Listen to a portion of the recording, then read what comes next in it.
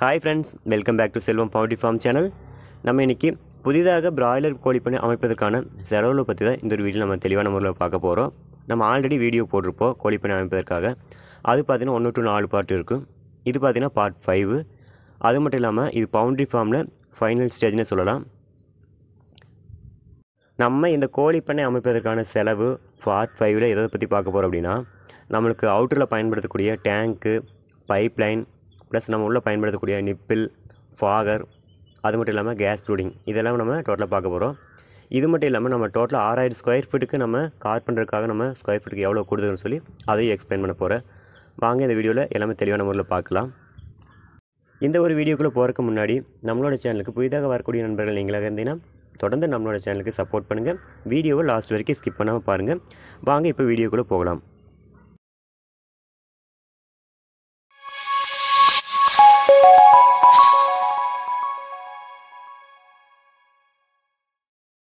நமக்கு புதிதாக பிராய்லர் கோழி பண்ணை அமைப்பதற்கான செலவு பார்ட் 1ல் பார்த்தீங்கன்னா 4,17,555 ரூபா செலவு.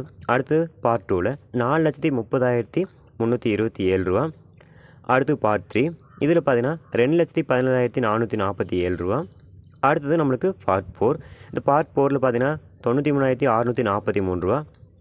டோட்டலாக 4 பார்ட்டும் சேர்த்து பார்த்தீங்கன்னா நம்மளுக்கு செலவுன்னு பார்த்தீங்கன்னா 11,58,972 ரூபா வந்திருக்கு. அடுத்து நம்ம இந்த பார்ட்டில் எவ்வளோ வரும்னு சொல்லி நம்ம பார்த்துல வாங்க. நம்மளுடைய 6000 ஸ்கொயர் ஃபீட்டில் கோழி பண்ணைக்கு நம்ம சிண்டெக்ஸ் தண்ணி தான் நம்ம பயன்படுத்துகிறோம். இந்த சிண்டெக்ஸ்னு பார்த்தீங்கன்னா நம்மளுக்கு 500 லிட்டர் ஒன்று ப்ளஸ் 1000 லிட்டர் ஒன்று 2 பயன்படுத்திக்கிறோம். இதை நம்ம கீழே வைக்கிறதுக்காக நம்ம ஸ்டாண்ட் ரெடி பண்ணிக்கிறோம். நம்ம இந்த ஸ்டாண்டுக்கு பதிலாக கீழே வந்து நம்ம காங்கிரீட் போட்டு அதில் ஹைட் பண்ணி நம்ம வச்சோம்னா செலவு அதிகமாக வரும். ஏன்னு பார்த்தீங்கன்னா அதில் எம்சண்டு, சிமெண்ட்டு ப்ளஸ் கல் எல்லாமே நம்ம பயன்படுத்தணும். அது மட்டும் இல்லாமல் மேசன் கூலி எல்லாமே பார்த்தோம் நம்மளுக்கு அதிகமாக தான் போகும். அந்த செலவை குறைக்கிறதுக்காக நம்ம இரும்பு ஸ்டாண்டு தான் நம்ம பயன்படுத்திக்கிறோம். அது மட்டும் இல்லாமல் இந்த இரும்பு ஸ்டாண்டில் பார்த்திங்கன்னா நம்ம ஹெவியாக தான் ஆங்கில் இல்லாமல் பயன்படுத்திக்கிறோம். அதை விட இது வந்து செலவு கம்மியாக தான் வரும்.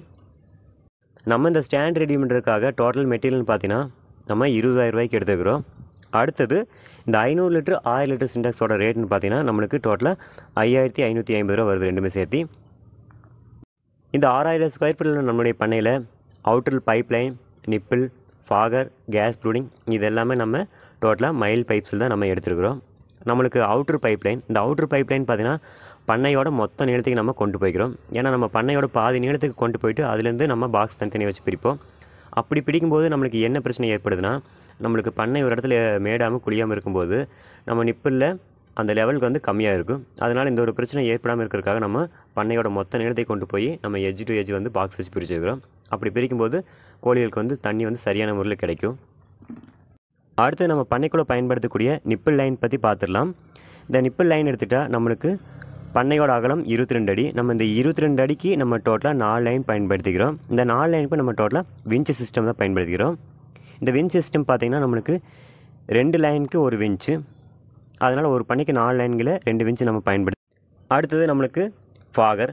நம்ம அந்த ஃபாகர் நம்மளோட பண்ணையில் பார்த்திங்கன்னா நம்மளுக்கு டோட்டலாக ஒரு பண்ணைக்கு 22 அடிக்கு நம்ம 2 லைன் யூஸ் பண்ணிக்கிறோம். இந்த 2 லைனில் நம்ம யூஸ் பண்ணிக்கிற ஃபாகர் பார்த்திங்கன்னா நமக்கு 4-வே ஃபாகர் தான்.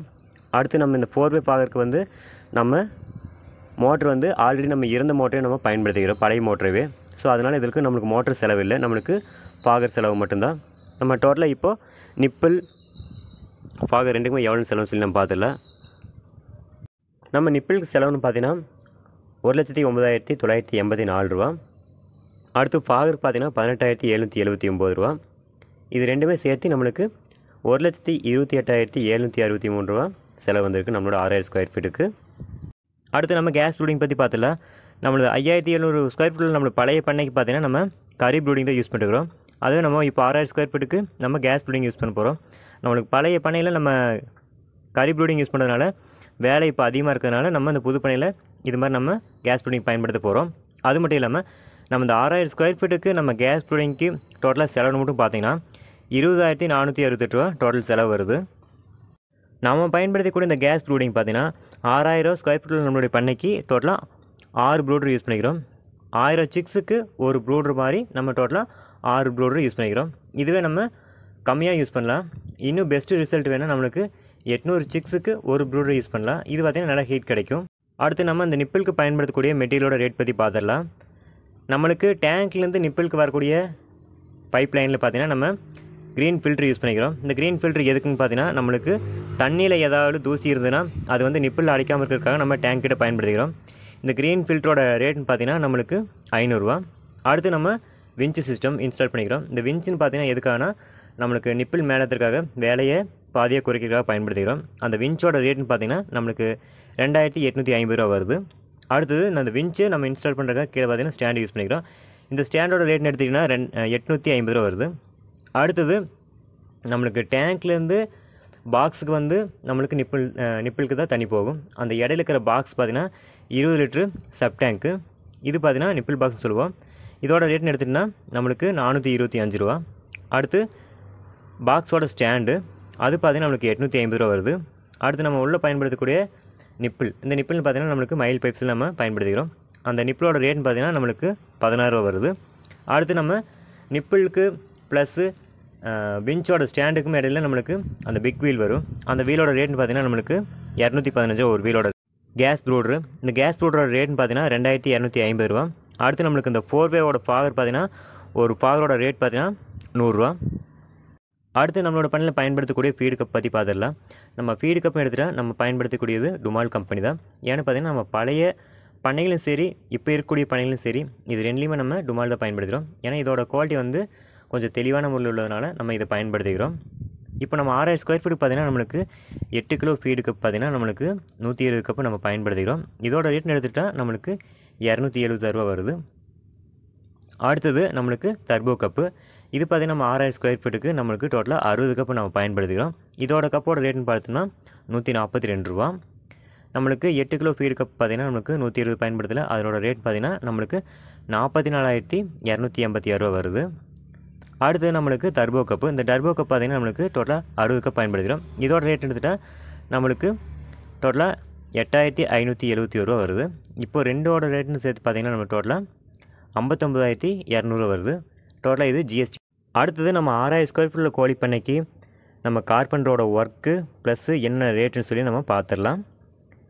நம்மளுக்கு கோழி பண்ணை ஆரம்பிக்கும் போது கோழி பண்ணையோட அளவில் இருந்து சைடில் நிறுத்தக்கூடிய போஸ்ட்டு, அதுக்கப்புறம் மேற்கொம்பையில் நம்ம பயன்படுத்தக்கூடிய இரும்புக்கு பயன்படுத்தக்கூடிய பெயிண்ட்டு, ப்ளஸ்ஸு மேற்கொம்பையில் நம்ம ஆங்கில் இல்லாமல் ஏற்றினதுக்கப்புறம் அதுக்கு மேலே போடக்கூடிய ஷீட்டு, அதுக்கடுத்து நம்ம அதிலிருந்து அடுத்து சைடு வலை, அந்த வலைக்கு அப்புறம் நம்மளுக்கு சைடில் கதவு, ப்ளஸ்ஸு நம்ம பண்ணையில் பயன்படுத்தக்கூடிய உள்ள தட்டி, இது எல்லாமே வந்து கார்பெண்டரோட ஒர்க்கு தான். டோட்டலாக இதுக்கெல்லாமே நம்ம கார்பெண்டருக்கு பார்த்திங்கன்னா டோட்டல் ஸ்கொயர் ஃபீட்டுக்கு 20 ரூபா. டோட்டலாக 6000 ஸ்கொயர் ஃபீட் நம்ம எடுத்துகிட்டோம்னா 1,21,501 ரூபா வந்து டோட்டலாக செலவு வருது கார்பெண்டர் ஒர்க். இது வரைக்கும் நம்ம பார்ட் 5ல் நம்ம புதிதாக கோழி பண்ணி அமைக்க எவ்வளோ செலவுன்னு சொல்லி நம்ம தனித்தனியாக பார்த்தோம். இப்போ எல்லாமே டோட்டலாக பார்த்துடலாம். நம்ம வெளியே அந்த சிண்டெக்ஸ் வைக்கிறதுக்காக ஸ்டாண்டு பார்த்திங்கன்னா டோட்டலாக 20,000 ரூபா.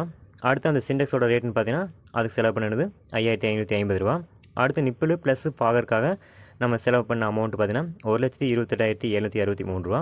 அடுத்து நம்மளுக்கு கேஸ் ப்ரூடிங் எடுத்துட்டோம்னா 20,468 ரூபா. அடுத்து கார்பெண்டரோட ஒர்க்குக்கு நம்ம கொடுத்த அமௌண்ட் பார்த்திங்கன்னா 1,21,560 ரூபா. அடுத்து நம்ம ஃபீடர் கப்புக்கு டோட்டலாக அமௌண்ட் பார்த்திங்கன்னா 59,200. டோட்டலாக இந்த பார்ட் 5ல் பார்த்திங்கன்னா டோட்டல் அமௌண்ட்டு 3,55,541 ரூபா வந்திருக்கு. நம்மளுடைய பண்ணையில் பயன்படுத்தக்கூடிய nipple, fogger plus gas brooding இதோட ரேட் எல்லாமே உங்களுக்கு தெரியும்னா மறக்காமல் கமெண்ட் பாக்ஸில் கமெண்ட் பண்ணுங்கள். நம்ம இதுக்குன்னு ஒரு தனியாக வீடியோ போட்டுடலாம். ஓகே ஃப்ரெண்ட்ஸ், இது வரைக்கும் நம்ம பிராய்லர் கோழி பண்ணை அமைப்பதற்கான செலவுகளை பற்றி இந்த பார்ட் 5ல் பார்த்தோம். இந்த ஒரு வீடியோ உங்களுக்கு பிடிச்சிருந்தால் மறக்காமல் தொடர்ந்து நம்மளோட சேனலுக்கு சப்போர்ட் பண்ணுங்கள், லைக் பண்ணுங்கள், ஷேர் பண்ணுங்கள், கமெண்ட் பண்ணுங்கள் ஃப்ரெண்ட்ஸ். அடுத்து நம்ம இந்த பிராய்லர் கோழி பண்ணை அமைப்பதற்கான செலவு பார்த்தீங்கன்னா நம்மளுக்கு 1 to 5 பார்ட்டாக போட்டிருக்கோம். ஸோ இந்த பார்ட் இல்லாமல் நம்மளுக்கு ஒரே வீடியோ வேணும், மறக்காமல் இந்த கமெண்ட் பாக்ஸில் கமெண்ட் பண்ணுங்கள். நம்ம அந்த வீடியோவை அடுத்ததாக அப்லோட் பண்ணிடலாம். Thank you friends.